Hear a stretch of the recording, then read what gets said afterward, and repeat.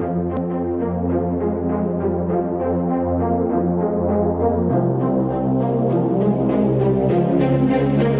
college football season is coming back, and we got you covered on every game. We're breaking it down on each snap all season long.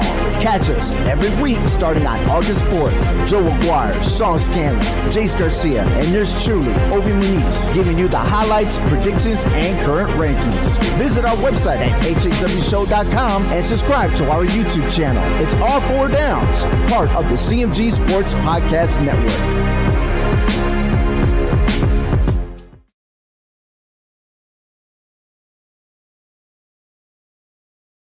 It's been a pretty wet summer in Connecticut, and that means more mosquitoes than ever. If you didn't have your home service for mosquito control and find you're spending most of your time outside flooding those little pests, you are in luck. Mosquito Shield of Central Connecticut provides the best value in mosquito control services because of how they treat your yard using the Mosquito Shield tailored treatment system. They don't use a fixed schedule or an identical product, one-size-fits-all service program because you can't control mosquitoes on a set number of sprays or visits. Unlike the competition, Mosquito Shield of Central Connecticut will service you for the season, whatever it takes to provide superior results.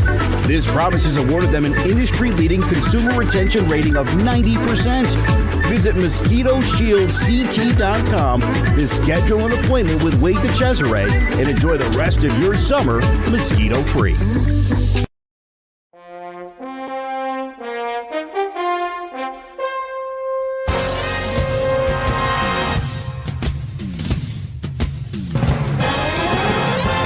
The Giants are running New York like the Times as Danny is dropping all sorts of dimes. Saquon's thighs are ruining defenses' lives and Leonard Williams making opposing QBs feel him. Receivers think it's scary to line up across James Bradbury, and the Giants have a bright future led by Coach Judge, Jury, and Executioner. Tune in to Drawing About the GMen every Wednesday at 6, live on Facebook, YouTube, and Twitch.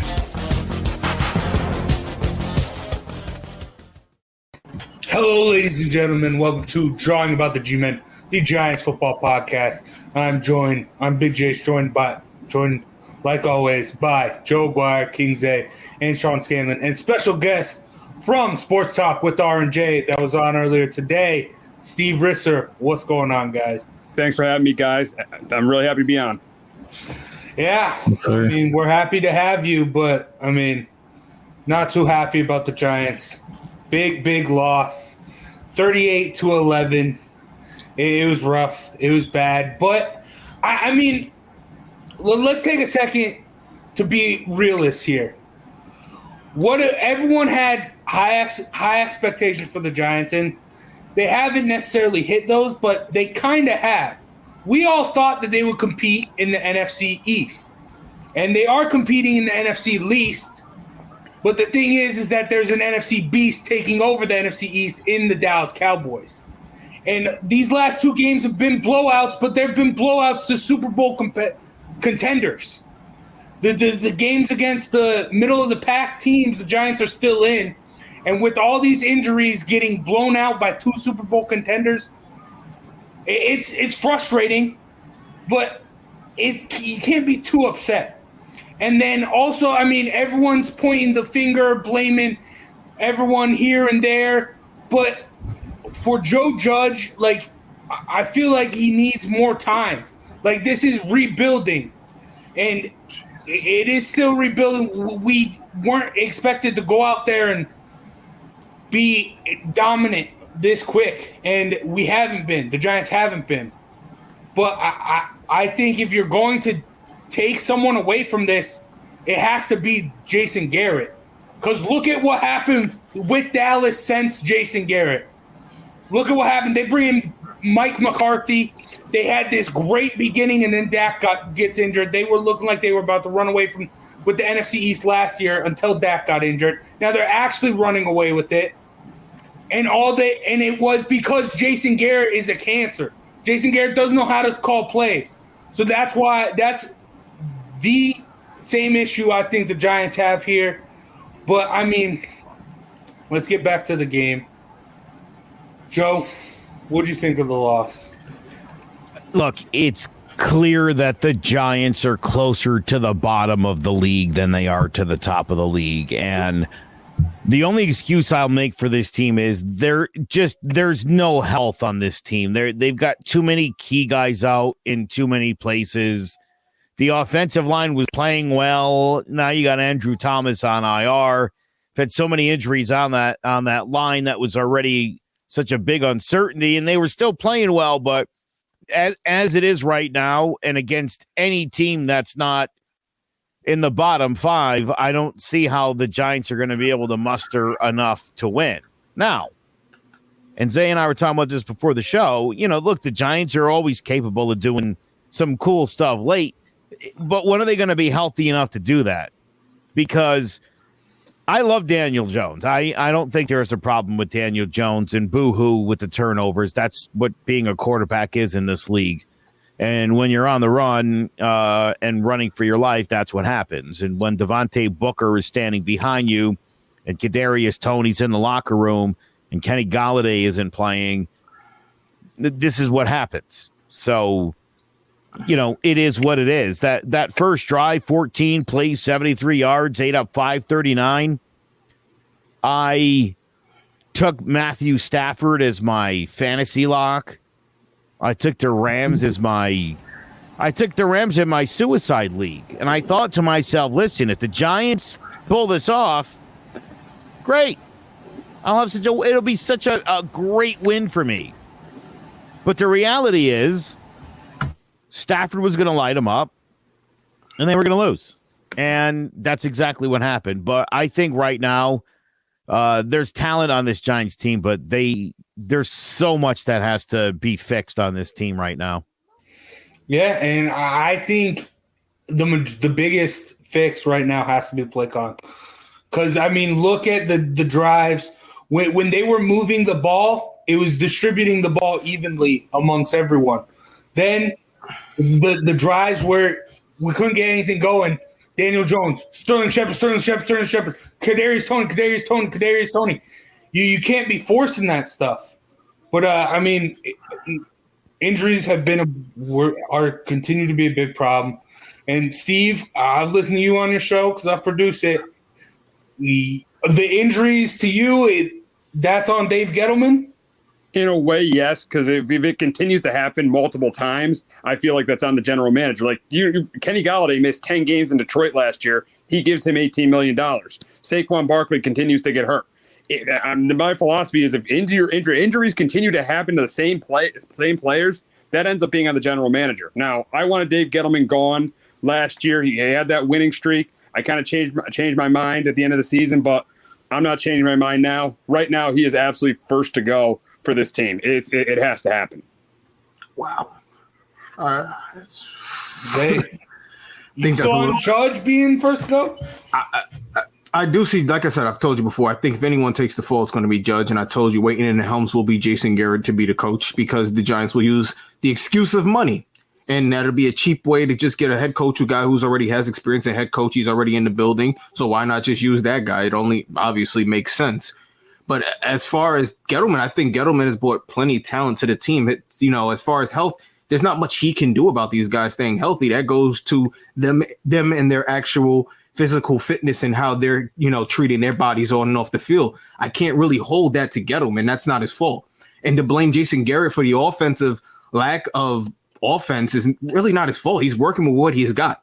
He's got an offensive line that's inconsistent. He's got receivers that can't stay healthy. He's got a star running back that can't stay on the field. So at what point, what do you want him to do? You tell him not to force the ball to these receivers, but the Giants don't have many other options. It's not like the backup guys are out here, running down these amazing routes and catching, 10 passes a game for 100 yards. It's just not happening. None of these guys that we talked about in the training camp who we thought would possibly step up, there were injuries, would step up. None of them have at this point. So what were the two major issues after last season as we all understood it? Offensive line and a pass rusher. And they went out and spent a ton of money on a cornerback and a wide receiver. I agree with you. That's on Gettleman. You want to put him on Gettleman. I agree, but he's trying to do a lot. He's trying to help out his guys. He's brought in guys he thought should be able to rush. Lorenzo Carter should be a good pass rusher. There's no reason for that. And we've seen Elijah, he'll eventually be something. We can see that there's potential there. O'Shane Jimenez, he might be a bust, but again, you're bringing in guys and you're hoping for the best. Yeah, we could pay for guys on the street, but it doesn't mean they won't get injured neither. We could go and pay for these guys, these Yannick Ngakwe's, and it doesn't matter if he has a hamstring issue because the Giants training staff can't keep these guys healthy. It really wouldn't matter at that point who we sign. So I think it's a little deeper than just trying to put it on these guys and, in front. It's easy to put it on the coaches, the GMs. They're the face. Those are the head guys. Those are the mouthpieces. It's easy to put it on them, but it comes down to a lot more than that. Sometimes it comes down to actual performance on the field, and the performance isn't there. The health isn't there. The trainers aren't doing something proper. There's something going on wrong. There shouldn't be this many injuries across the board. And as far as, like I said, the defense was a great defense last year. Pass rush or not, there was a top 10 defense in the league last year.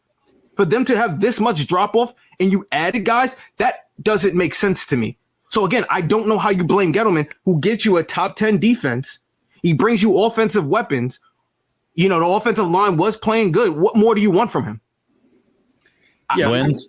Yeah, but look at the team. Yeah, look at the team's record since he's taken over. They're 16 Yeah, and it's 38. terrible. Eventually, you're going to have to put that on the general manager. That's what Performance that's comes what has down to to happen. it too. It comes down to it too. Honestly, we could put Tom Brady back there at quarterback, and I don't think he'd win that many games just because the performance isn't there all around. Offensive line matters when people talk about. That's you said the performance isn't there, and that's on the general manager. He's been here for 3 years, and he's had a chance to put around talent, and we have no wins to show for it. Absolutely nothing. What do you want him to do? You ask for Saquon Barkley. You say this guy's a freak talent, one of a kind. You have to get him. He goes and gets you Saquon Barkley. That's on the general manager taking a running back second overall. As much as I love Saquon, that pick is going to come back to haunt us. That's on the general manager. That's again, he can't. It's hindsight. He can't see these injuries coming.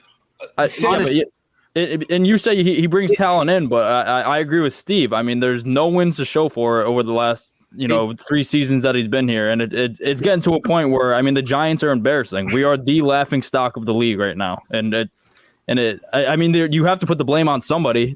Joe Judge has been absolutely. He's been awful this year. I was a defender of Joe Judge last season. I thought that he did a good job of rallying them at the end of the season. But this year, with his in-game management, this week, leaving in Daniel Jones in a 38-3 game where he's coming off a game where he just had to get carted off because of concussion. His O-line is out. He has no receivers to throw to, and you're leaving him in the game. Stuff like that. Dave Gettleman, he's just not been great. He's brought in some terrible free agents. His drafts have been okay, but like Zay said, some of these guys have been busts. And just as overall, and like you said, with the defense, they were a top 10 defense last year. They're bringing more talent, and they get worse. It's because guys are underperforming. James Bradbury has played terrible. Dexter Lawrence has been a no-show. Adoree Jackson hasn't done his part, and he's getting paid too. It's frustrating. Adoree Jackson's getting paid a lot to keep dropping interceptions in the end zone. But we're not going to keep talking. Exactly. That's what I mean. Dave Gettleman, he brings in these names that are big names in the league, but right when they come to New York, they haven't done anything. And it showed up last year. Bradbury was great last year. So was Leonard Williams. Obviously Blake Martinez too. But this year it's fallen off a cliff. And at some point you have to put it on the general manager. I've been telling you for years, Saquon's a bust. I said it for years. Y'all told me I was wrong because he looked good in spurts. This is the situation of if the players performed, we wouldn't be mad at Gettleman. And that's why I said it comes down to performance. Because there was a time you loved Saquon, and I kept telling y'all he's a bust, he's a bust, he's a bust. Y'all told me I was crazy. I still love Saquon. Yeah, he's still, when he's on the field, he still is going to do the best. I understand it. It's rough. But, it has been the worst franchise since 2017. But also look at that. 3 coaches since then. There's got to be a point where you got to commit, I think. I think just keep cutting off your nose to spite your face. Just keep rebuilding and rebuilding. You're never going to eventually build up. But, I don't know. There's just so many fingers to point, and I guess that's just New York sports in general. There's so many fingers to point to see who's wrong here, who's wrong there. But Joe, at some point, it's just you just got to look at the franchise itself, right? So I have some bad news for all of you and for all Giants fans watching. And it's we have a blind love for this team. And I don't think we realize how much we have in common with the Bears and the Lions and some of the maybe the Browns. The Giants have had 19 winning seasons since 1964. That's 57 years. 19 winning season, and by 19 I mean at least a 7-5 in the 12 game seasons, 9-7 in the 16 game era. 85 to 90, 2006 to 2013. Those are the only real runs of success the Giants have had since the 1950s. I mean, this franchise has been remarkably inept for a really long time. The 2000 Super Bowl, they were 6-10 both seasons before and the season immediately following. There were one year. One of those years they made the playoffs, though. That one year with San Francisco. Yeah. If you go through the Giants' all-time records, you'll be stunned at how many 6-10 finishes there are. That's generally what the New York Giants have been since 1964. The only franchise, to me, that's been doing it year after year and doing it right happens to be the Pittsburgh Steelers, which oddly enough, the two families that own these two teams have a long connection. We definitely didn't get the football brains of that family. Okay. We didn't get it. Not at all. We got, we're the more highly regarded, the Giants, they don't sign guys that beat their wives, and I respect that, and I like that in my franchise. We don't want drunk drivers and wife beaters and rapists and all that. That's great. Meanwhile, the rest of the league is signing the Kareem Hunts of the world with reckless abandon. And the Giants continue to draft poorly. This has been going on for at least since the 2000s. This team does not draft well. Outside of Eli Manning. Ernie Accorsi left. Right. Listen, outside of Eli Manning, they didn't even draft. There really wasn't much to show for any of the draft. I mean, we drafted JPP and players like that. I mean, listen, we used to draft. So, I mean, the Giants were built on having a great defensive line. You'll all recall when they didn't need a guy like Jason Pierre-Paul, they still went and drafted that guy. Best available player. The stupidest philosophy on earth. Address needs. You're running a 1970s offense in 2021 when all of the rules of this game dictate you need to be throwing the football. I mean, listen, I understand it's hard to throw the football at Giant Stadium, especially as you get into this time of the year. But you need a better offensive system. Like, getting rid of Dave Gettleman, not necessarily because he hasn't performed, but the Giants need somebody who wasn't born when the Giants were good. Somebody who's completely disillusioned at how good this franchise is, because it's not. It's mostly been really bad for a really, really long time. What they can't do is, if they do fire Gettleman, is promote from within. But knowing this franchise, that's what I think they're going to do, because they've done that all the time. Ernie Accorsi, they promoted from within. Jerry Reese, they promoted from within. Dave Gettleman, he was in Carolina, but he's been with the organization. So I really feel like I'm not going to be surprised if this team promotes from within if they get rid of Dave Gettleman. It wouldn't shock me. And that's that's why you have a great point, Joe. The main reason is ownership is the biggest reason why this team is what they are. Steve, you can almost argue Joe Judge is a hiring from within. Because he came from Bill Belichick. Yeah, that's what he said. Just a disciple of that guy. Yeah, the Giants don't want to break free and try something new. It's been 57 years with very little success. It has, but again, you're in a division where you have a team like the Cowboys who's taken basically anybody, criminal, serial killer, whatever you are, they'll put you on their roster. And you've seen for the last 30 years, it still hasn't come out to a title. It hasn't come out to much more than one playoff win or two playoff wins, excuse me. So it doesn't mean it goes well if you change your formula. That doesn't mean it's going to change everything. I think, like you said, it just comes down to the franchise just being smarter in general. You talk about, like you said, you can't throw this time of year. You just rebuilt the stadium. You should have built a stadium that was, that would, complement your climate, your situation, your spiraling winds or whatever it is. And they didn't. They just built another money grab. That's literally what it is. If you've ever been to the stadium before, it's nothing special. There's nothing to go there. You go to stadiums all around the world and there's something cool in their stadiums. The Giant Stadium is just a stadium. So it almost seems like it was a gigantic waste of money. So again, it goes back to the up top brains. They're just not as smart as they used to be anymore. I don't know what it is. They're just not there.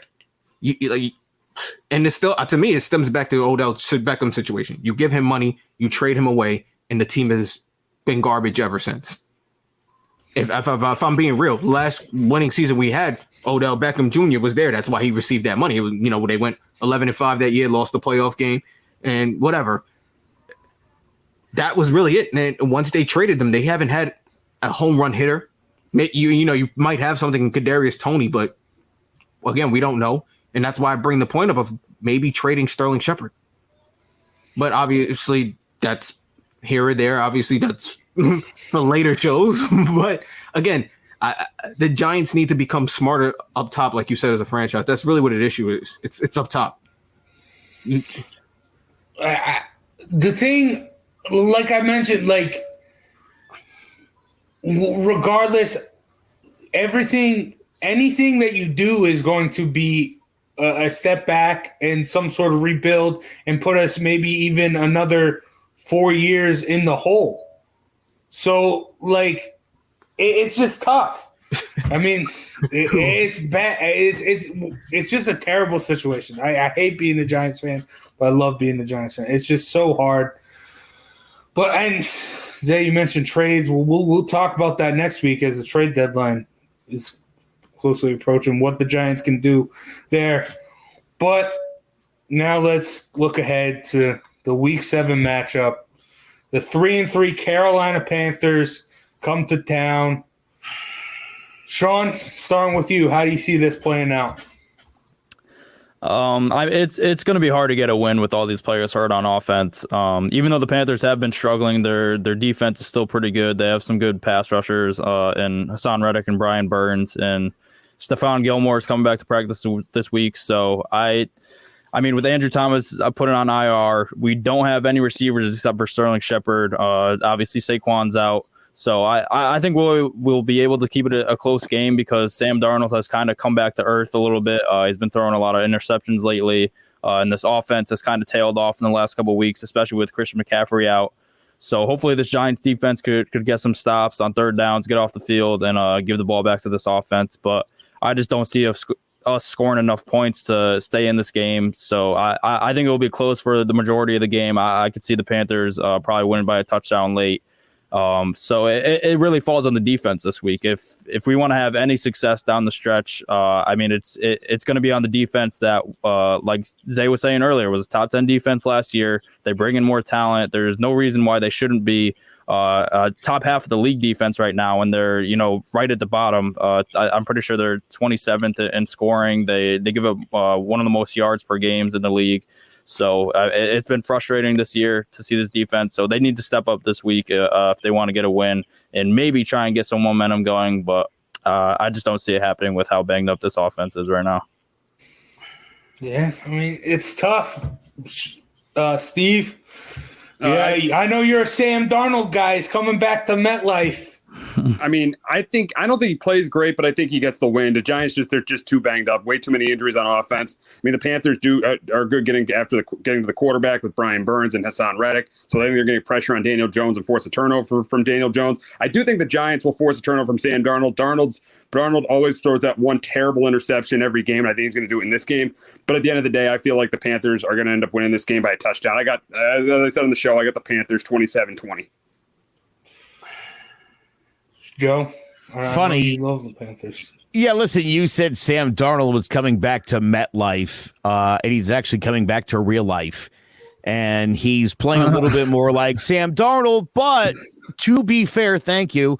To be fair, when you don't have Christian McCaffrey on the field, you just aren't as good a quarterback as you are when he is on the field. And so let's consider that.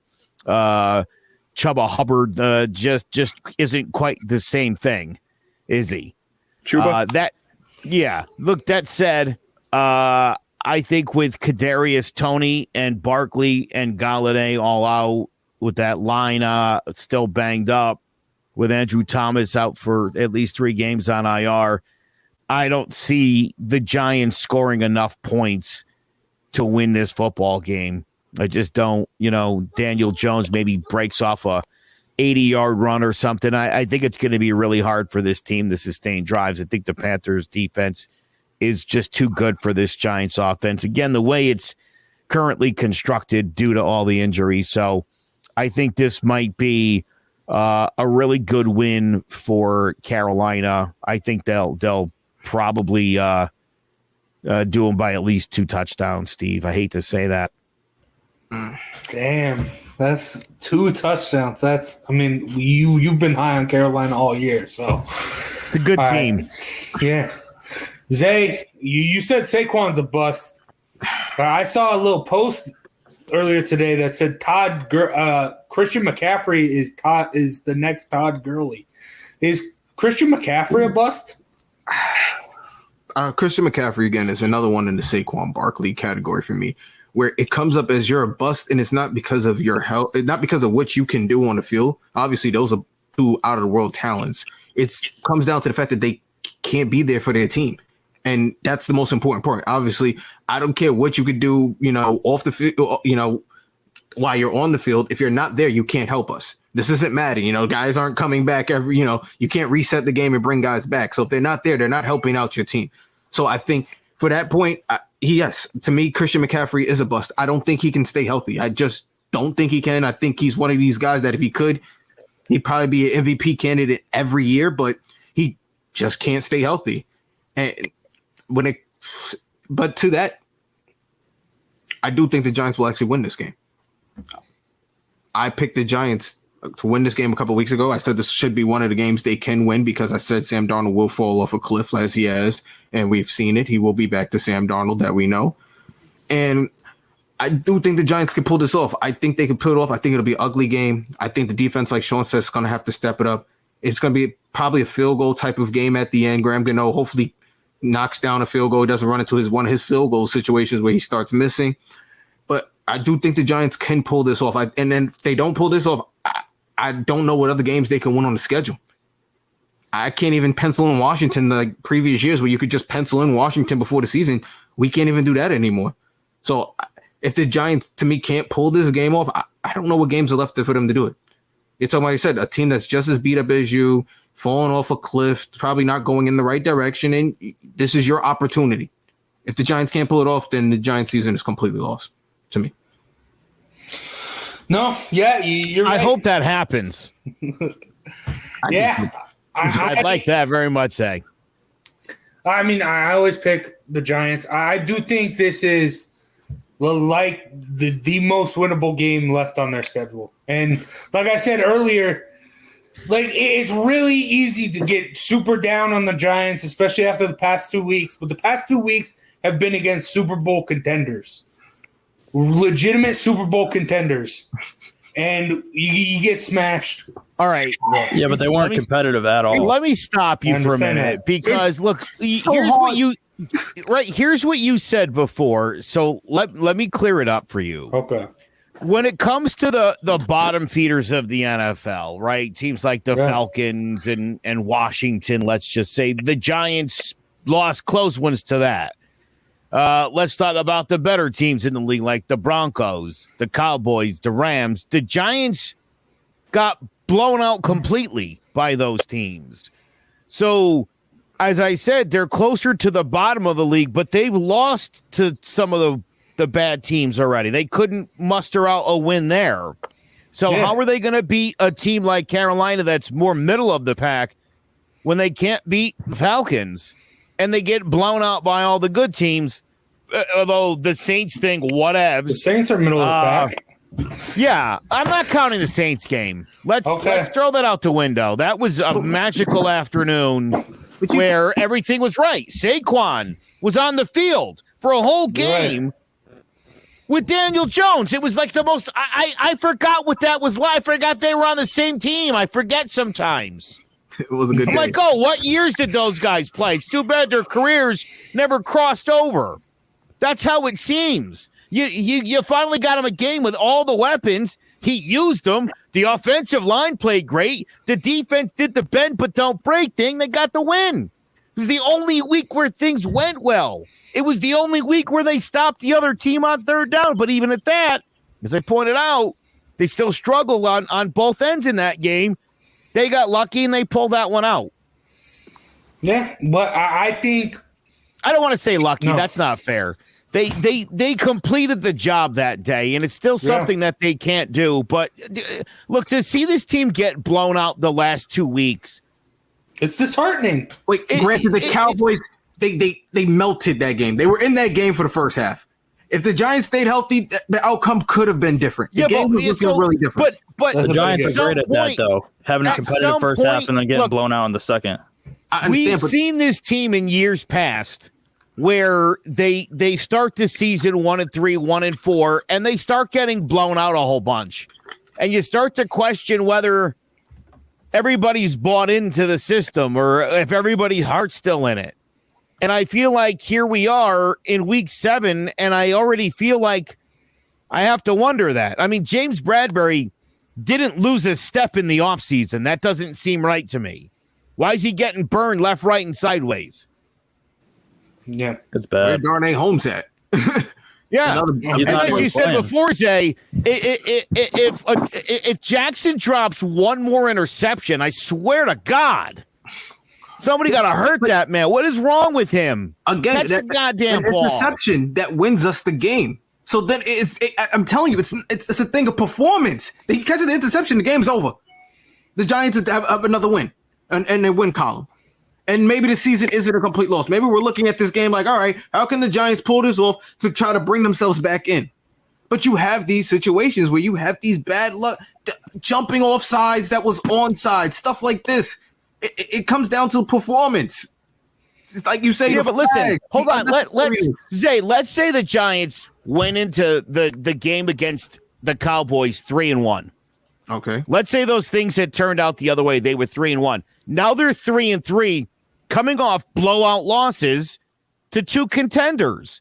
That's a message to you that you don't belong with the big dogs. If they're 3-1, they're probably healthy. We don't know if they get blown out against the Dallas Cowboys. We don't know if they get blown out against the Rams.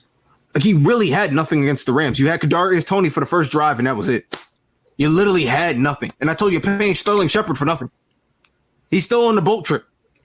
I haven't seen Sterling Shepard. Y'all can keep telling. I haven't seen him. He's still on that boat trip. That him and Odell and himself. I don't know why you hate on Sterling Shepard so much. Again, he had 10 catches on a for a guy who's getting paid. I know he's playing for a guy who's getting paid at top 15 receiver. He's getting paid up there. No, he's not. He's like top 20 somewhere up there. He's getting money, bro. He's up. I looked it up the other day. He's getting money. He's one of. He's not one of these. He's not getting paid as a top 15 receiver. He's getting paid like $9 million a year. No, I think it was like closer to 9 or something like that. And the top receivers are only, again, you have one receiver who's making 25. You have one that's making like 15, and the others are making somewhere around 10. I looked this up the other day because I was looking to see how much he's making to have such little performance. I'm not seeing touchdowns from him. I want touchdowns. We got rid of Odell Beckham. We gave you money expecting touchdowns, not catches. He wasn't really the replacement. He's hurt all the time. Receivers. How many concussions has he had throughout the last few years? He had. It was last season. That was it. He has hamstring. The hamstring. I'm just not a Sterling Shepard fan. I'm sorry. But Shepard was never like he's that possession guy. He's never going to be that touchdown guy. They're two completely different receivers. Yes, but when you get rid of Odell in the hopes that this man steps up, that's what Gettleman was hoping. That was the idea. So let me clear up a couple things because facts are important. He is the 26th best paid receiver out of 317. Not quite as high as they suggested, but that's top 20. I'm sorry. But look, hold on. There's 30 teams. Yeah. If every team has a WR1, then they're saying he's in the top half of the WR1s. That doesn't jive. But that doesn't jive with the production we've ever gotten out of that guy. His yearly is 10.25. Which is definitely, yes, it is, especially when you're not even the number one receiver.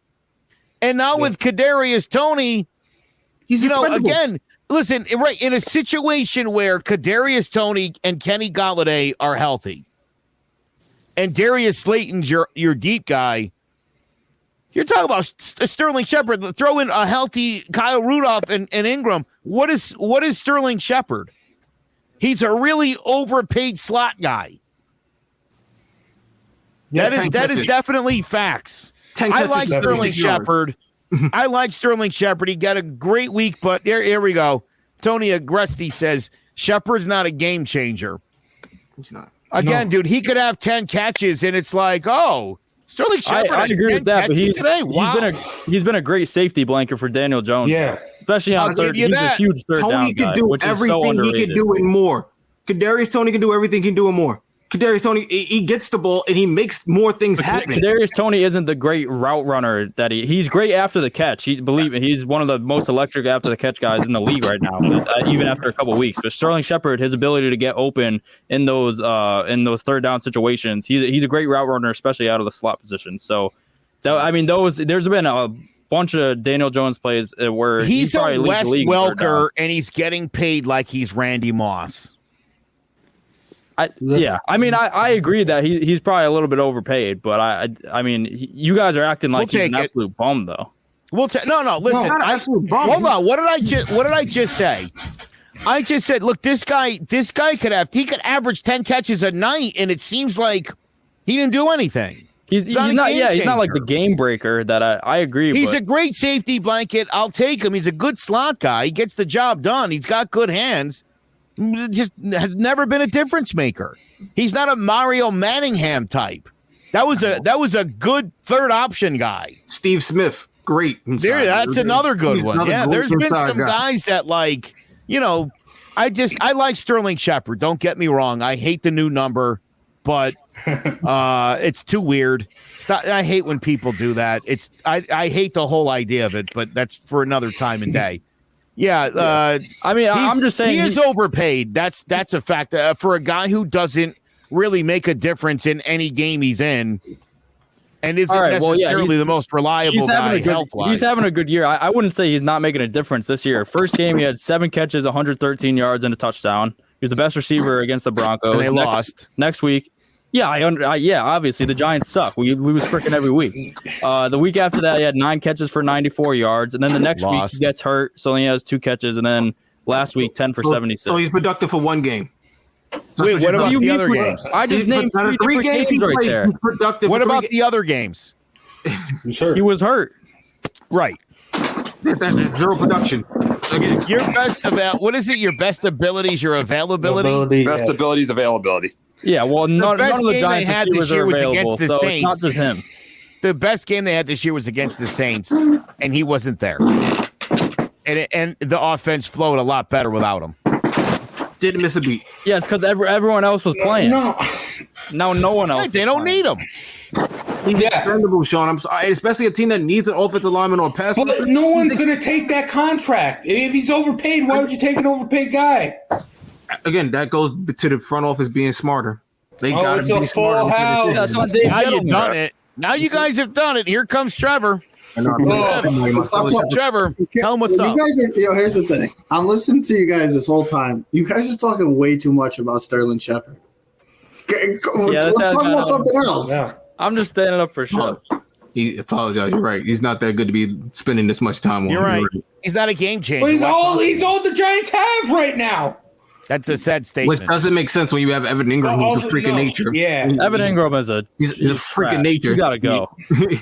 I'd package him too. Him, Shepard, and a pick in one of those first round. Trevor, are the Giants gonna be able to beat the Panthers? Without Andrew Thomas not playing, without Kadarius Toney, this offense is very limited. It's back to where we saw last year, the year before. It's very limited with weapons. I expect Carolina to bounce back. I mean, Carolina, we talked about this a couple of weeks ago. I didn't consider them a legit team, just like I didn't consider the Broncos, and it's showing again that these teams, it's because of their schedule. It could be a wide open game. The Giants defense has to make some sort of way to get Sam Darnold to turn the ball over, give Daniel Jones a chance if they could establish some sort of rushing attack, and keep Daniel Jones healthy. And that's what it comes down to again. This is a game that the Giants could win because it's just what the Giants do. But I would see the Panthers finishing the job. I think they're a more complete team right now, and that's not saying a lot. The Giants are battered with injuries, like every other team, like a team like the Baltimore Ravens. It's just the Giants are in a state of, like we talked about the other day, they need a slap in the face because it's reality time for Giant fans that this isn't a good franchise right now, and we're in the dark days of being Giant fans, and it's just what it is. I'm as passionate as they come as a Giant fan, but you got to be realistic. That's the thing. You could be a fan and then you could be a fanatic and be biased, like some people on this that don't ever pick against the Giants. Don't know who, but we know who we're talking about. Yeah, I still had the best pick record last year. So what'd you say? I had the best pick record. Yeah, I was an expert last year. Oh, you're talking about the past. Oh, yeah, no. Okay. Like all Yankees, like all Yankees. Wait, but not on picking the. Dude, you would have finished so much better. Yeah, I would. Like all Yankee and Giant fans that still live in the past with all of our championships that we haven't won in 10 years, but it's okay. Yeah. Let's talk about the now, and that's what the Giants are. The Giants are not a good franchise. There's a reason why they've started 1-5 or worse the past 5 freaking years. It's just where they're at. Bad drafting. And I know everybody's in love with Kadarius Toney, but guys, we didn't need Kadarius Toney. We didn't. We needed Rashawn Slater. Yeah. We needed a guy like Rashawn Slater. We needed a guy like Micah Parsons that is changing their teams respectively. But look at the Dallas defense. It's a lot. I won't say a lot better. It's better and much improved from what it was last year. And the Chargers offensive line, Justin Herbert, has some sort of enough time to make the throws. Austin Eckler to get those holes and dominate what he's been doing so far. It's about the need. The Giants haven't been hitting on their draft picks. That's why they're in the state that they are in right now. Bad contracts, bad hires. They got to get away from the same old hirings of guys like Dave Gettleman, people that are in-house. Just can't. Got to change it up a bit because right now that method, that philosophy is not working currently. And that's why the Giants are in the position that they are, and that's why they're 17-51 since 2017, which is currently the worst record in the NFL. They are, and we hate to say it because we used to always break their stones all the time, they are a laughingstock, boys. That's what it comes down to right now. Mm-hmm. And if you don't think so, then you're not watching the same thing that most people are watching every Sunday. You know, it's funny. I don't know why 2017 is the cutoff barometer on that record. I suppose it's because they were 11-5 in 2016. Yeah, that's what. Yeah, because that 2013 season. But if you go to 2015, 14, and 13, you'll find they racked up a lot more losses there as well. Since their Super Bowl season, you take away that 11-win year, they only have a combo of 40 wins. Combined 44 wins since their Super Bowl. Take away that 11-5 season, they only have 44 wins, guys, in 10 years. And one of those wins was the year after they won the Super Bowl, too. They won 9 games, so it's probably even less. Yeah. Exactly. That's it. That's where the Giants are. So we could point the finger and laugh at the Detroit Lions or laugh at the New York Jets franchise or even laugh at the Cleveland Browns franchise for what it's been. We're one of them. We should really be pointing the finger at us and laughing at ourselves because realistically, guys, it's dark days and sad days for New York Giant fans. You know, listen, it's funny. Again, I'm 46. I grew up basically when Lawrence Taylor showed up. I started watching football and Phil Simms and Joe Morris, Carl Banks, Leonard Marshall. This team was really good from 85 to 90. And I knew the Giants sucked in the 70s, but they were great in the 60s, in the 50s, in the 30s, and the 20s. They had some – look at their record, by the way. If you ever get a chance, go on Football Reference. The Giants were unbelievable in the 20s, 30s, and 40s. But, I grew up I grew up when the Giants were great, and they were always in it. Went through a little weird stretch in the 90s. They did not do well with the salary cap. They mismanaged it from the jump. And literally, there was a gap basically from the 90s. You take out the Super Bowl that they got destroyed in by Baltimore. Up until Eli took over, this team was dreadful. And we convinced ourselves year after year, like, oh, this is weird. And every now and again, they go 9-7, Steve. And you're like, oh, all right, we're back. And then we're 6-10 again the next year. And it's been going on for a long time. And you had a nice stretch run with Eli. And it's over. And again, you get the one blip, couple of years, and that's it. This is a real problem here. They really do need to blow this thing up. You can't. And the problem is John Mara's never going to do it. You can't. You're in New York. You're in New York. I hate to say it, and that's part of the issue. New York don't want to wait. We don't like to wait for rebuilds. We want our teams great right away. We don't like it. Look at any New York team. Look at the Yankees. They don't look to rebuild. They just buy players. You look at, obviously, the Jets and the Mets are a little different. But when it comes to the teams that know how to make money moves, even the New York Knicks, New York teams don't like to wait. They used to buy what they could go on the market and get. And hopefully that'll bring them a championship. That's what the Yankees did for years. They bought championships, basically, when they was winning. Huh? Obviously, in the 90s, obviously, they were homegrown. You had your homegrown heroes. But for the most part, we don't like to wait. In New York, we want our teams great right away. We don't want to rebuild. Listen, let me tell you about the 96 to 2000 Yankees. They did a great job of developing talent, right? Hitting on obviously the core six, really it was, and then supplementing with David Cohn, supplementing with Roger Clemens and guys like that. It was when the Yankees got to the early 2000s and started overpaying for guys and paying for what guys did a couple of years ago and not what they were doing is where the Yankees ran into trouble. And then by 2006, Trevor, am I right? By 06, literally 06, 07, 08, they were terrible. They were still making the playoffs. They were terrible. They were not well-constructed teams. They were not productive. Everybody wanted to be on base. They weren't doing that. Mm-hmm. The Yankees had to catch up to the analytics. And again, I think this is where the Giants are. The Giants are where the 06 Yankees were, where it's like, we'll just keep adding superstars. And, doesn't work. Doesn't work. When the league changes, you got to keep up. I'm with Sander. I mentioned it earlier. It's been a 10-year rebuild.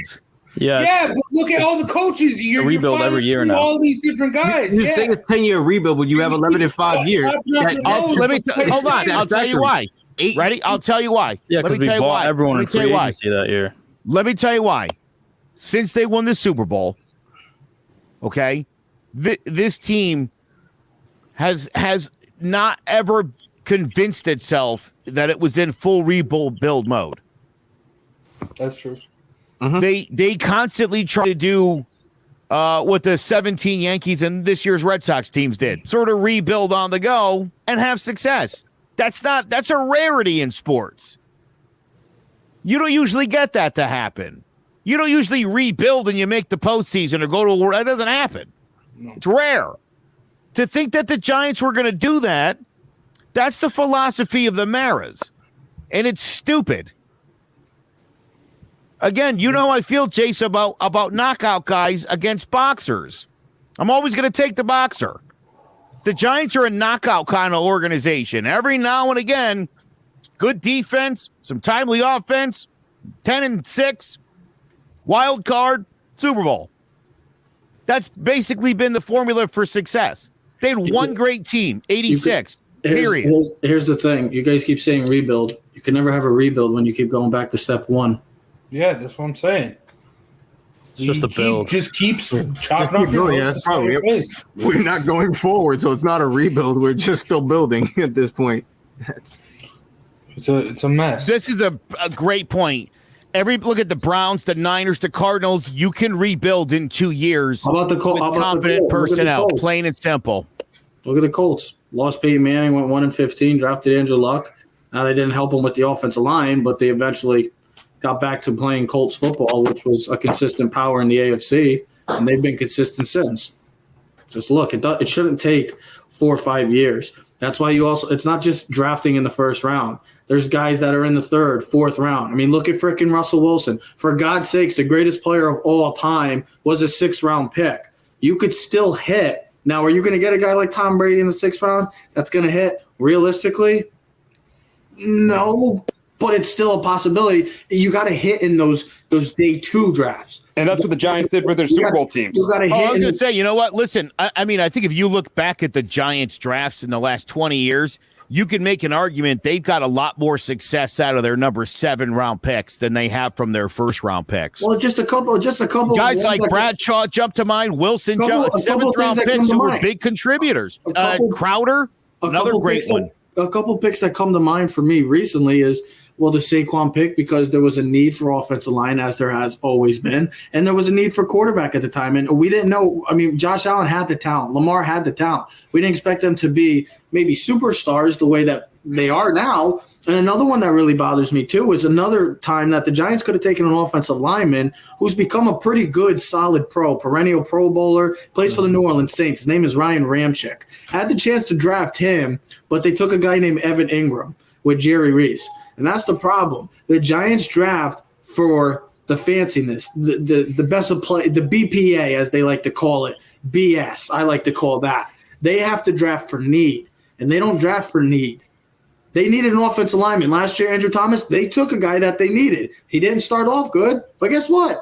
Now, if he can stay healthy, which is unfortunate that he's out right now, but he was playing to a level that, hey, guess what? That's a great pick right there. They needed a quarterback at the time. Daniel Jones maybe wasn't a pick that we'll forever talk about, depending how it goes and pans out for the rest of this season. We don't know. But the Giants have been awful with drafting. Their hirings have been questionable, and that's where their situation is. And they go for big play weapons and contracts that just hasn't panned out. And that's Here's the other thing about the Maras is, look, you bring in Joe Judge and you bring in Bob McAdoo and you bring in these guys that don't have a ton of experience and have never worked in a market like New York. And New York is absolutely brutal, as you know, Zay. It's a brutal market. It's a brutal sports town. And if you're not cut for that, it just makes it that much more difficult. And none of those guys has handled the media particularly well. And I think Joe Judge sounds like an idiot every week as he tries to reassure us that everything is fine when it's clear it isn't. Yeah, I mean, it's just a lot wrong. No one's ever going to have the answer. I mean, it's probably going to continue, and then just out of the blue, Giants will have a winning season like it has been in the past. But with all this criticism about all the different GMs for the Giants, let's play a little GM of our own. Trade deadline's coming up in 2 weeks, and if you were a GM for any team, what is a deal that you would try to get done? Start off with you, Sean, for the trade deadline. Yeah, so I had 2 written down. One is for the Colts. I would try and go out and get a tackle. The big name would be Jake Matthews for me from the Falcons. I think that the Falcons are absolutely terrible, but they do have a good left tackle in Jake Matthews. And Eric Fisher, who the Colts signed in the offseason, hasn't been working out great. Their right tackle, Braden Smith, has been hurt this year. So, I mean, you could put him at either tackle spot. I mean, they're also missing Quentin Nelson. So if you can get some more protection for Carson Wentz up front, I think that would help them a lot. The Colts, the last couple of years, have had a great offensive line. It's kind of dipped off a little bit this year. So I think if they can go out and get a left tackle like Jake Matthews, who I'm sure the Falcons will be looking to trade some people just to try and get a rebuild going, because they're not going anywhere but down as of now. So Colts, Jake Matthews, I think would be a good one. And then secondly, for the Chiefs, they need some pass rush. They need something on defense. Obviously, they've been terrible. So I would try and go out and get Josh Allen from the Jags or Grady Jarrett from the Falcons. They moved Chris Jones, who was normally a D tackle, out to DN this year. So I think they need some interior pass rush. So Grady Jarrett would help there. Or if they can get Josh Allen from the Jaguars, I think the Jaguars would probably be looking to trade too, because we know that they're a terrible team. And Frank Clark has been upsetting this year. He's only played in 3 games. He's been hurt. He doesn't have a sack so far this season. and he's getting paid a whole lot of money to not show up and produce for them. So I think a pass rusher for them would be good. So I'd go after one of them too. Jay, what you got? Well, I had the Colts also. I mean, like Sean said, he hit on most of the points, but I also thought the Colts could add a big play receiver, maybe someone. I thought in the offseason, I thought Julio Jones would have been a great fit to go there. Again, the Colts, while they have great offensive weapons, they're still 31st in red zone efficiency, only better than the Giants. And obviously they put up a lot of points last week, but again, you're playing the Texans, who weren't that great, a team that is, to me, is underperforming. I thought at the beginning of the year they'd have a way better record in this division than they have. Obviously, they've lucked out by they having the fact that you have the Jaguars and the Texans in this division who aren't going to pose much of a threat, so they can, continue to linger on the way they are. But that was one of the teams I had. I also had Philadelphia. I thought Philadelphia, to me, I'm not a Jalen Hurts guy. I thought I'd make a push and go down and get Deshaun Watson. I think if you can add a quarterback there in Philly, I think you can have something there. I think they have a ton of offensive weapons. Their defense is pretty good. And I think, again, Deshaun Watson, you can plug him almost into any team, and he can instantly be he can take your offense to a whole new level. So those are probably the two teams I was thinking on. All right. Well, I like those both. Joe, you got any moves? I do. And you might love this or hate this, but the Baltimore Ravens have 9 picks in the first 4 rounds of next year's draft. I think the Giants should call the Ravens and offer Saquon Barkley. They obviously have a real need at running back, and we have no need for a running back. So I think maybe that's the team. This is the time, and I think that would solve their problems in the short term, and could help our problem in the long term. Beyond that, I'd love to see the Packers go out and get Braden Cooks. I think maybe even moving Jordan Love to some deserving team like the Texans, or somebody who maybe wants to see what this kid's all about. Yeah, well, you tell that Aaron Rodgers fella you want him around. I think that would really do it. So go out and make that happen. I don't want to see him play for the Jets at the end of his career. You know what I mean? I don't want to see that. I want to see that Brett Favre kind of thing where he's a Viking and he's got a beard, and he's flashing himself to Jets masseuses. I don't want to see that for the end of this guy's career. Keep him in Green Bay. That's where he belongs. Get him Braden Cooks. Seriously, you think that? I think if the season was to go, if it goes south, I would try to move Rodgers early so you don't get nothing for him. Just lose him in the offseason for nothing. I don't know. That's probably what I would. I'd probably move Rodgers before I move Jordan Love. But all right. I know Trev and Steve, you guys got the notes a little late. Steve, is there any move that you'd want to see done by any team? Let me think. I know I got Trev, you got one? Yeah. You got one? You got one, Trev? I do. Yep. I think it's very simple. I think if the Green Bay Packers want to get that championship, Aaron Rodgers want to get that championship, they need to add another piece to that offense. It's very simple. Go over to Cleveland, call this guy named Odell Beckham Jr., get him out of there, because that's a something ready to boil up and go into turmoil mode, because the Cleveland Browns have not been performing the way that we expected to in this preseason. This season, we expected them to be Super Bowl contenders. It hasn't lived up to it. Odell Beckham Jr. is frustrated. Aaron Rodgers, you want your last dance? Well, guess what? You go ask your GM, you want me to stay, or do you want to win a championship with me? You want to end this on a pretty nice note? It's not going to end perfectly, but if you could make this move, you already got Devontae Adams, who is the best receiver in football. Allen Lazard, Randall Cobb, they're nice pieces. They are. Robert Tonyan, nice piece. Aaron Jones, one of the best backs in the game. You add another player like Odell Beckham Jr. of his talents, you don't think he'd want to go to Green Bay and play with Aaron Rodgers? If I'm the Green Bay Packers, you're this close from, again, maybe making another NFC title game. Why don't you want to go over the top and go make a move? I know you're cheap. I know you don't like to make moves like this, but it's time to go out and put your marbles, or put your chips in front of the table and go all in with it, because that's what I would say. Trev, you know why I love that? Because it's me saying it. Thank you. But listen, for Odell Beckham Jr. to really truly be a diva wide receiver in the vein of Terrell Owens, Chad Ochocinco, Randy Moss, all the great whiny wide receivers, selfish, kind of, idiotic wide receivers have all played for at least 3 teams. And so if Odell were to go to Green Bay or anywhere else at this point, he would be able to check that box of having played for a minimum of 3 different franchises. It would also be very funny to see 2 divas together with Aaron Rodgers and OBJ. Jace, I got one. Dynamic. That would be my one trade. And there's been rumors about this. This one's going to be a little bit crazy. Miami Dolphins, Deshaun Watson. That's so obvious. Yeah, but it's the most obvious trade that's going to happen because you saw the rumors. Steve, that might happen before the show is over. That's going to happen. That's like a reality. Happens. They just wait for physicals. You ever seen the commercial? Thank you, Captain Obvious. Steve, you pulled the Captain Obvious right there.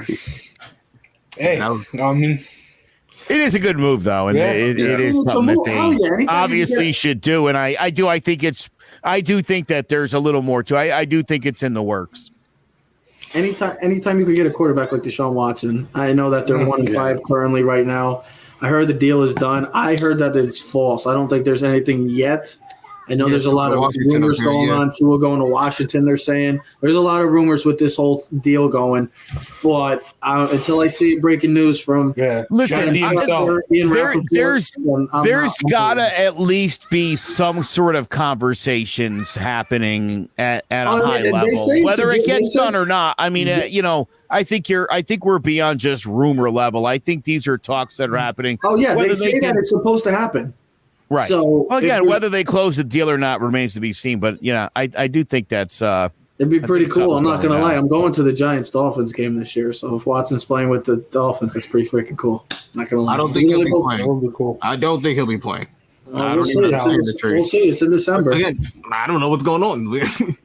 We told Zay, during the offseason, you were the one saying that he was gonna play. No. I said I don't think he'll get suspended. He hasn't got suspended. Okay. As far as playing, I can't tell you that because the NFL immediately said if he was to get traded, I believe they said he'd be indefinite, like he's on an exempt list or something like that. He wouldn't be able to play. Exempt list. Yeah, something like that. I'm not sure how that's going to work. But he on that Trevor Bauer list. We'll see what happens every week. They're all doing well this year. Trevor Lawrence finally got his first win. Finally, Trevor Bauer hasn't played in years. It seems like, and you got good old Trev here. The curse of Trev. The curse of Trev. Deal has to get if Deshaun Watson's getting dealt. It has to come in the next couple of weeks because trade deadline's coming. But for me, close it out. I think. You're the Jaguars. You're struggling. This season's a chalk.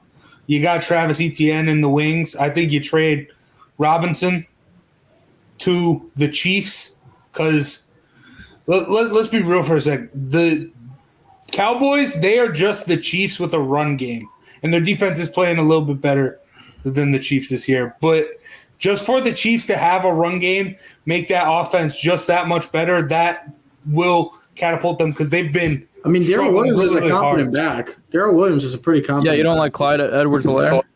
He's out. No, but I mean, you need a guy. Yeah, I know. James Robinson is very consistent, and he's been look what he did. He was great last year. He has been the one consistent point for this Jets. I don't think he fits that offense.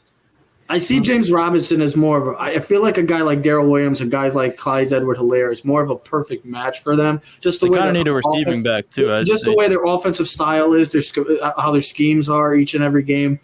I feel like they like that quick. Maybe they'd be interested in James Robinson is more of a power back. James Robinson is more of the power.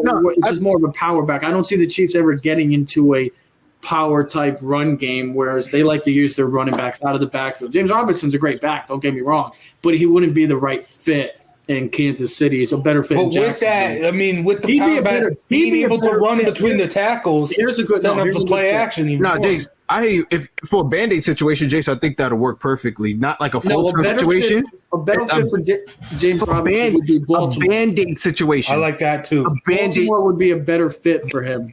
And that too, probably because of the way they run, because of their scheme. They love to run the football. So that's a perfect. They're a power I type team. It's just in a spread offense or pistol offense. That's what they try to run. Whereas the Chiefs, they like to run and gun. They got that shotgun, the West Coast offense. They love to do it where they're throwing the ball all over the place. James Robinson's more of a power back. He'd be more of a match in Baltimore. That's what I would say. But even when I do think you do. Like a team like that will benefit from a power back. Just being able to run between the tackles better, I think, would just benefit them. I mean, like I said, Jason, Band-Aid situation. Like Seattle, they had a Band-Aid. Yeah, and for their quarterback situation. Yeah. And, I mean, you got to have multiple facets. Having to run back by committee is never a bad thing, really. But especially when you got all decent guys like that. But, all right, we're going to talk about some bets, but with bets, you got to take care of your finances. So let's hear from JPEX Financial. You have a 401k and some savings for future retirement, but you don't even know if it's enough to live off of. How much is enough? And how often do you think about it? The team at JPEX Financial Group can help set your mind at ease. We specialize in creating strategies, doing the planning and managing of your financial, educational, and investment needs. We help clients pursue their investment goals with sound financial strategies. You deserve a personal, tailored plan. Lasting, meaningful, and open relationships are the foundation of our practice.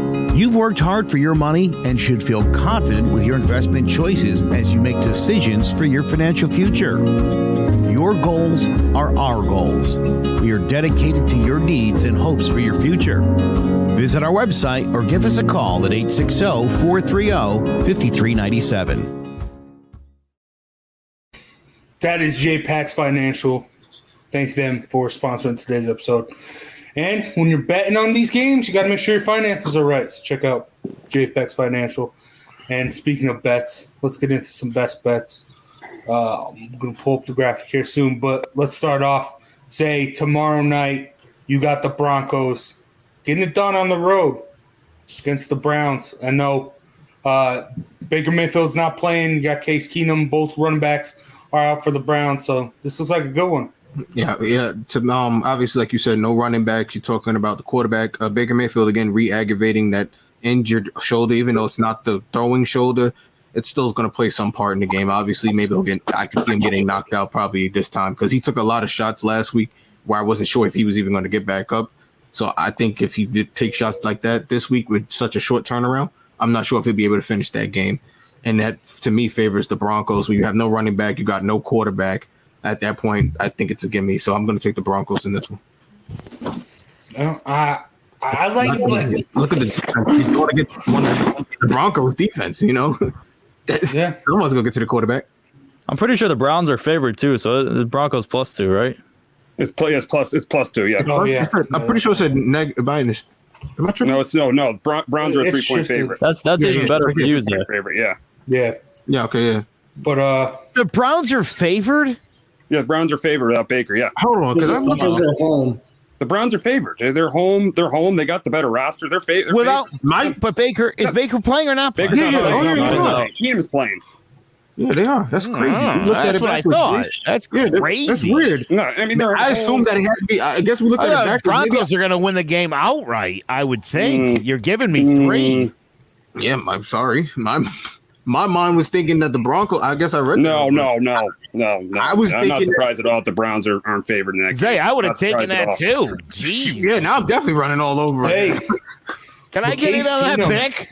Case Keenum was an MVP candidate that year he started for the Vikings. What year was that? Once with the Vikings. 2017. They made the NFC Championship. Oh, yeah. He was a beast. 2000 when? 17. Oh, I thought you said And 7. then he went to the Yeah, Broncos. Conor McGregor was good that year too. So was Gary Sanchez. Yeah. But Ran right into that one, buddy. yeah, I did have forgot to a put good this year. up before. I'm 0-2. 0-2 both times picking the Bills. You got to stop picking the Bills, Trevor. I know. Or you're just a bad luck charm for. Yeah, or when he Josh picks the Bills, they play bad. Didn't you just hear me earlier? I just said it's karma for the Trevors right now. It's not working well for them. But other than that, all four of us got got wins. Good for us, guys. We all won. Congratulations. I clawed back to 500. Yeah. 4-3 will look nice next week. Clawed back. I don't think you ever were 500, Joe. How the hell do you even get a tie? Yeah, he was. I mean, clawed to push. 500. A push. 0-0 when nobody I picked picked names. Cincy +3 against the Packers, and it was a 3-point game. So, all right, Joe. Raiders -3 versus the Eagles. Steve had the Eagles +3 against the Raiders as one of his best bets on Sports Talk.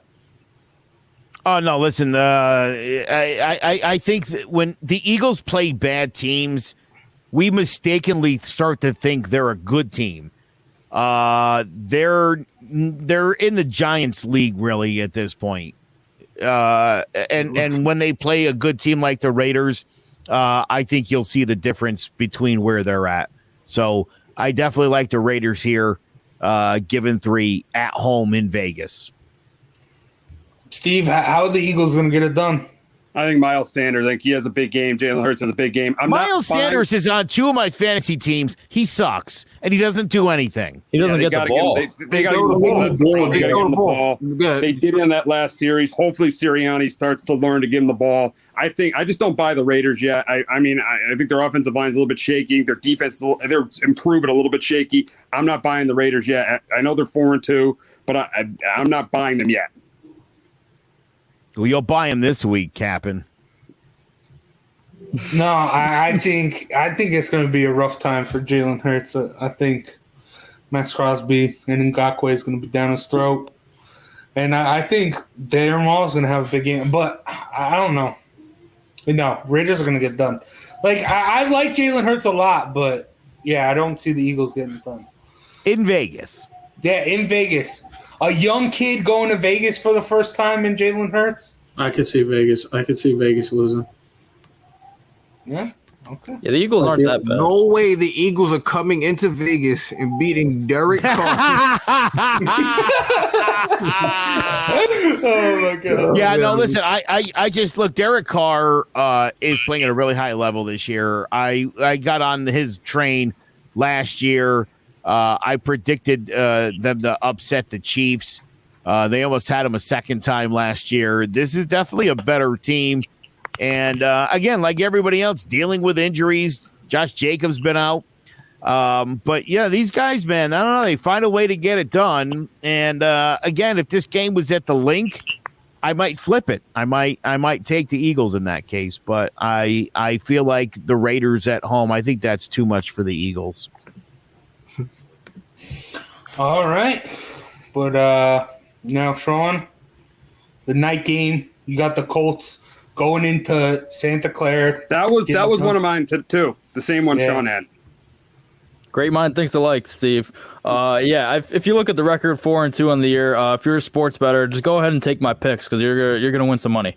So this week the Niners, I just don't buy in the Niners this year. They're not that great. They don't have a question or they don't have an answer at quarterback. Both these quarterbacks are questionable going into this week. They still have a pretty good defense, but ever since DeForest Buckner left, that pass rush hasn't been as great.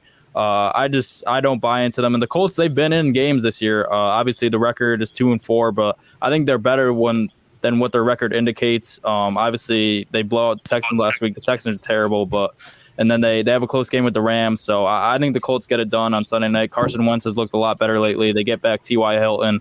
So I think the Colts can win outright. I'm surprised that it's this big of a number. So I'm going Colts +4. Yeah. Steve, you agree with Sean. You're going against Joe, and you're also going against Zay. Yes, I'm going against Zay, and I know that Baker's not playing, and Chubb and Hunt aren't playing, but I think it's going to be the defense of the Browns, going to be the pass rush of Myles Garrett and Jadeveon Clowney getting pressure on Teddy Bridgewater, just like Max Crosby did last week for the Raiders. And I think the Browns win this one. I think they win it by a score, but I still think they win and cover at home. Denver on a short week, having all the way to Cleveland, lost 3 in a row. I'm going with the Browns as my best bet. That same defense that's given up 84 points in the past 2 games? It's Teddy Bridgewater. Last week with Justin Herbert and Kyler Murray. It's Teddy Bridgewater. Why is it so slander for Teddy? What did Teddy do to you? They have that's Zay's favorite quarterback. Murray. Yeah, listen, I don't disagree with Steve. I mean, look, the Browns defense has gotten absolutely lit up, but it's a good defense. Weapons. It doesn't matter. I do think that the Browns defense, unlike the Washington defense, I think can turn things around and play better. They've got the talent. They've got they got everything they need.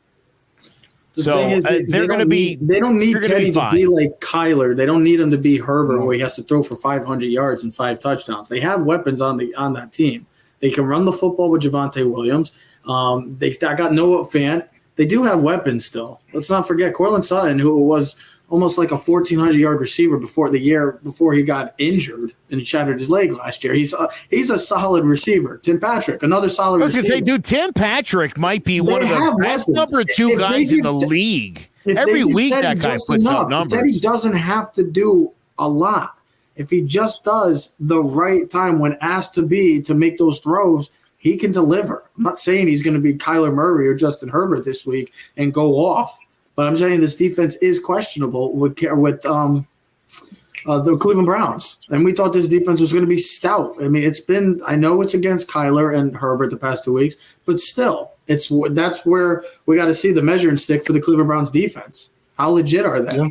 Can't handle the great quarterbacks? Maybe you handle a middle-of-the-pack guy in Teddy Bridgewater. We'll see, but it's a toss-up type game. It's not like they're definitely the Cleveland Browns are winning. Yeah, if the Broncos don't get way behind, they got a chance. I'll definitely give you that. It's just if they get way behind, because that happened against the Ravens, that happened against the Steelers, that happened last week. If the Broncos get behind with Bridgewater, it's going to be a tough night for them. That's what I'm saying. It's just this is a toss-up type game. This could be like a 51-49% type game. I mean, you could go 50-50 either way. It doesn't matter. I know the Browns got some weapons still, but who's going off? Jonathan Peoples-Jones? Who is going off on that Cleveland team? I like the Broncos to win the game. I'm sorry. I think they're missing way too many weapons. We'll see what happens. No Jarvis Landry, he's obviously out as well. Yeah, I mean they're seriously lacking. Who's gonna put the ball in the end zone? Ernest Johnson. Odell Beckham Jr. I have him in fantasy. I need a big week. So well, I wouldn't bank on that. All right. Yeah, it should be interesting. They're definitely a lot more interesting with all those injuries to the Browns. This game is. But Trev, you gonna get your first win this week? Yeah, we've all heard the saying, third time's a charm. Well, Trev's going to get it this week because the Washington football team is god-awful right now. They are dead last in giving up the most passing yards per game at just over a solid 309 yards per game. I expect Aaron Rodgers, Devontae Adams, and company to dominate this game. This Washington team is not good. This supposed dominant defense that we were all waiting for and was going to be Super Bowl caliber has not shown up. Chase Young, who I'm a huge fan of, hasn't really been his sacks, doesn't have a lot of sacks. I don't even think he has a sack right now. This team is struggling defensively. I expect Green Bay to torch this team up, and I expect them to pick them apart. And they're on a roll. Since they lost their 38-3 opening loss to the Saints, they're on a roll. They're finding ways to win close, and they're finding ways to win big. This is a game I expect them to cover, and I expect them to win big over a team in the entire NFC East, the definition, that's been pretty much god-awful other than the Dallas Cowboys. Yeah. 8.5 is a big number, though. Oh, I know, but I was looking at some of the bigger games. Like I wanted to pick the Bucs, but Did you see the Cardinals spread? The Cardinals spread's almost 18.5 or 18. Yeah. Speaking of the Cardinals game, I got the Cardinals with the over. 17.5. I wanted to pick it, but that's just so big. I think that against this Texans defense, I think the Cardinals themselves can score 48 points. Cardinals do also have a tendency to, after big wins, play down their opponents. So I can see the Texans scoring a couple here. So that's why I have it the over and 47. For how electric this Cardinals offense is, that's a pretty low number. So I think that they'll get pretty smashed. But All right, that's going to do it for best bets. And let's take a look at fantasy locks last week. Oh, would you look at that? Tyreek Hill. Tyreek Hill did great.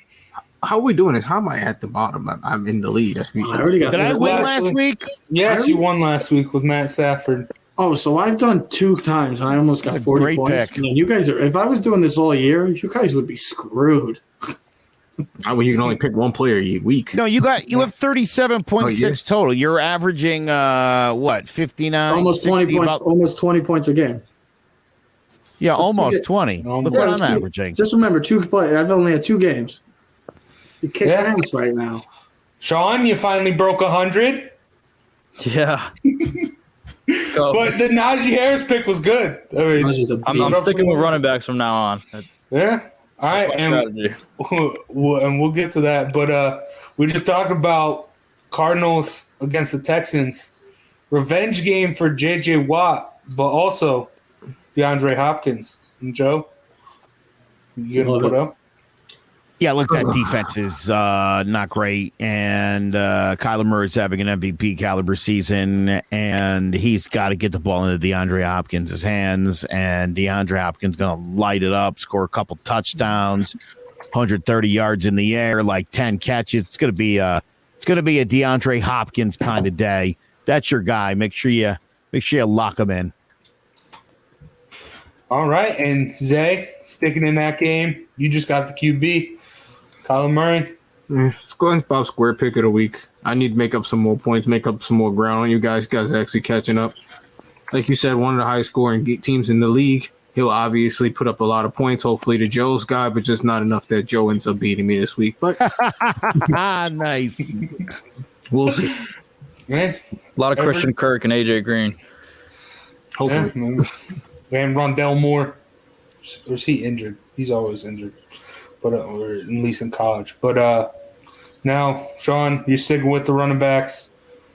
The running back, the best running back against the struggling Chiefs defense. That's right. Najee Harris finally got it done for me last week. It's the first running back I picked, so I'm going to try to get back in this. And who better to pick than Derrick Henry, who, like you said, best running back in the league. I hope that he goes on a tear this week. Maybe another 100-yard game with 3 touchdowns would be huge for me to try and get back into this fantasy lock race. So, King Henry, it's up to you.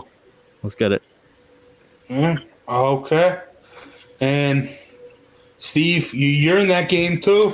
But you're going Patrick Mahomes to get it done? Should have a big week against this Titans defense. I mean, he should go off. He should have 4 or 5 touchdowns. Weather should be nice. It's supposed to be nice in Nashville. It's going to be a back and forth game. I picked it 35-31 on my show today, and I think Mahomes is a huge week, throws 4 or 5 touchdowns against the Titans. All right. So I think we're all just doubling up on games. But Trev, Monday night, Alvin Kamara. The genius never doubles up. Never. I was actually going to go Derrick Henry, Sean. So, good call. But anyways, I'm going to go with Alvin Kamara coming off the bye. And the Seattle Seahawks are giving up a beautiful 141 yards on the ground. They're a terrible defense. I know they had the opportunity to win last week against Pittsburgh, but Najee had another solid game for them. They haven't been able to stop anybody on that defense. Alvin Kamara, I expect him a lot to be heavily involved in that passing game. Jameis, you know how he likes to check it down sometimes. Maybe it could be his best friend because of the sense of the way he likes to be turnover prone. But I'm going with AK-41. I expect him to have a huge game coming off the bye. And I didn't mean doubling up players. We're doubling up games. Joe and I got to be Zay different. on the cards. Sean and Steve on the Titans cards. Titans Chiefs game. I'm sorry, Trev. I got Jameis, and I got him because you could have picked any other quarterback. You could have picked Rodgers against Washington. My I would have believed you. boy. The last time you did this was a travesty for yourself. I know, but he's gonna get done against the Seahawks. Why? Why? Because why. the Seahawks' best coverage defender is Bobby Wagner, and Jameis loves to look down the field and throw the football. Blitz boy ain't gonna do anything. He has a lot of picks. Well, Jameis is so inconsistent. The Seahawks secondary is terrible. Yeah, I understand that, but it's Jameis. We said Teddy Bridgewater a little while. All of a sudden, we think Jameis Winston's a solid It depends what Jameis you get. He's had a lot of good games this year. Just got to stay away from the interceptions. Sean, you say a lot of good things on the show. That wasn't one of them. Look at, I mean, he said, I know for a fact he's had 2 solid games. It's still early in the season. 2 solid games out of 6. Whoops. We had 3. He's had 3. It's been one good, bad. So this week he should be good. A lot of passing yards, or a lot of passing touchdowns. Excuse me, not a lot of passing yards. Coming off a bye, I think him. The Seahawks, like I said it prior to the season. Everyone looked at me with questionable faces because not me. I'm riding the Jameis train with you. No, I'm talking about the Seahawks. The Seahawks, they regressed because they've stayed the same. Everyone around them got better. And this is a team right now. They stink. I can't believe everybody buys into Seattle. I know Steve loves the Seattle Seahawks. I'm done with them now. About time. You should have been done with them like 4 years ago when they're the same exact team. They get to the playoffs and they lose in the first round. I always have bought into Russell Wilson, but the problem there is just the defense has just been awful. And Bobby Wagner's regressed this year. This defense is just terrible. I'm done with them in terms of being a championship contender. And obviously with Wilson, they're not going to be able to win a lot of games. Yeah. So, Jameis is going to get done. I think he's going to light up that defense. So. Yeah. Right. Yeah. You said Alvin Kamara is going to do great things in the passing game. Guess who's giving him the ball? Jameis. Taysom Hill, baby. Taysom Hill. Yeah. Don't forget about Taysom Hill. Both his passes against the Giants were picks. So, but all right. Yeah, he ran over the entire. He ran over the defense for a touchdown also. So he's not passing the ball to Alvin Kamara. I'll tell you that. But, that's the only thing that scares me about the Saints is because of and why I picked Alvin. I'm thinking about it now. I'm going to go with it, but still, when Taysom Hill's in, he takes away from Alvin. So, yeah, I'm taking a chance. You can't win them all. No, but that's going to do it for John about the G-Men. Thanks you, Trevor, Keys to the City, Steve from Sports Talk with R&J for joining us. Great being on with you guys. Yep, thanks for coming. But that's going to do it. Shout out to JPEX Financial and Mosquito Shield for sponsoring today's episode. With Mosquito Shield, make sure you go to their website, sign up for their services for this spring, and you can get a discount code by saying John about the G-Men and Clovercrest Media sent you. And for myself, Big Jace, Joe Guire, Sean Scanlon, King Zay, Trevor Keys, and Steve Risser. Take care. Enjoy the games. I don't know how much we're going to be able to enjoy the Giants game, but we'll see. Thank God I don't get on TV up down here. So. Oh, yeah. Lucky. Yeah, right. Lucky. You just got to watch ESPN. Two Giant fans like that. Lucky. I'm lucky because I don't get to see the Giants. Still want to watch. Forced to watch them every week. Heartbreaking every week. But hey, that's why you got Red Zone, boys. Yeah. Let's hope it's not as heartbreaking this week, but we'll see. Thanks for watching. Thanks for listening. And we'll see you next week to talk more New York Giants football. Peace out.